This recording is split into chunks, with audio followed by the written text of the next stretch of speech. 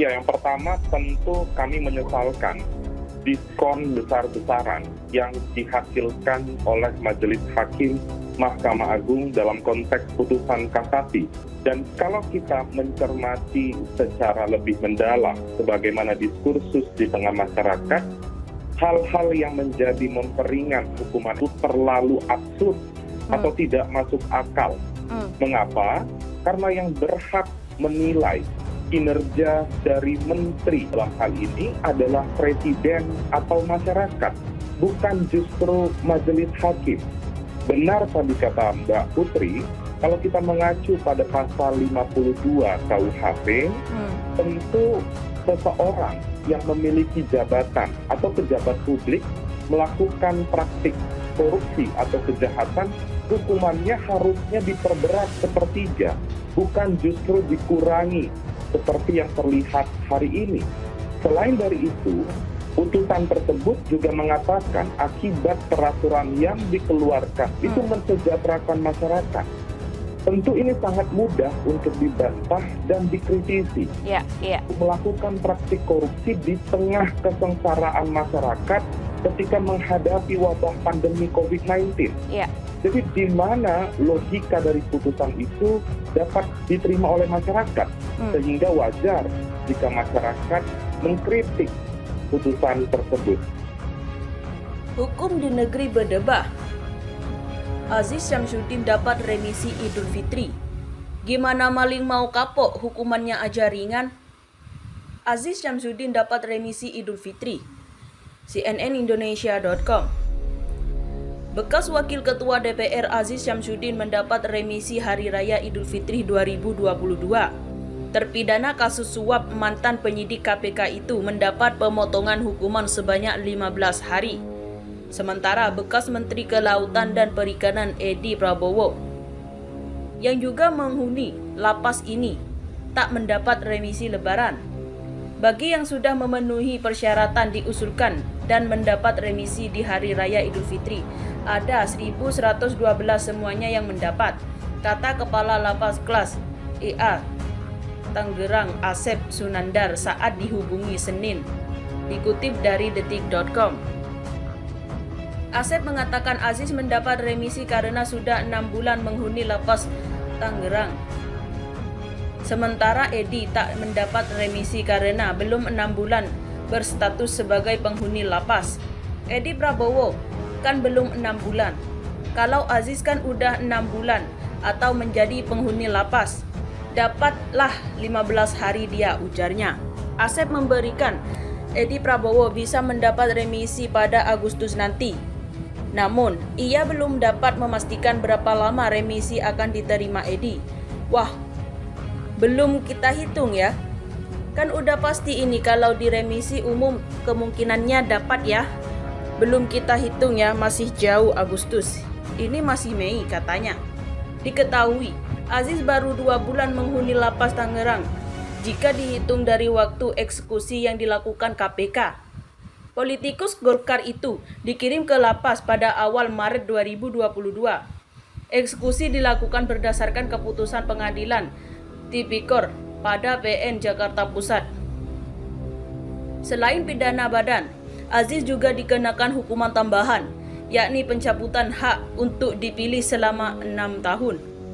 Hukuman tambahan itu dihitung ketika Aziz selesai menjalani pidana pokok. Aziz divonis dengan pidana 3,5 tahun penjara dengan denda 250 juta, subsidi 4 bulan kurungan karena dinilai terbukti menyuap mantan penyidik KPK. AKP Stepanus Robin menuju yang pengacara Markus Hussein. Suap diberikan agar Robin dan Markus mengupayakan penyelidikan dana alokasi khusus atau DAK APBN Kabupaten Lampung dengan tahun anggaran 2017 oleh KPK dihentikan. Dalam kasus itu, Aziz bersama mantan Ketua Umum BP Angkatan Muda Partai Golkar atau AMBG Aliza Gunado Diguda menjadi penerima suap. Dilansir dari akun Twitter @ali_Benzema. Gimana maling mau kapok hukumannya ringan dapat remisi pula? Mestinya ditembak mati saja yang bikin susah rakyat, bajingan mereka itu. Berikut komentar dari warganet. Keluar, duit masih banyak, poles-poles dikit, aktif di partai lagi, dikasih jabatan lagi, cakep kan, ujar Menhan Sosmed. Makmurlah mereka, waduh, kok dah dapat remisi, obrolan remisi nih, ambiar. Spesial buat maling, ujar Ali. Kalau itu dilakukan pasti, biaya untuk penjara bisa irit. Orang yang berencana mau korupsi bisa mikir 1001 kali, jadi jangan hamburkan yang untuk hal yang justru membebani negara dan rakyat. Jangan hamburkan uang negara percuma, tembak mati keenakan pamerin jantung di Monas, ujar Cep Deden. Bisa punah partai banteng. Jika hukum tidak ditegakkan dengan baik, maka orang akan berani berbuat lagi.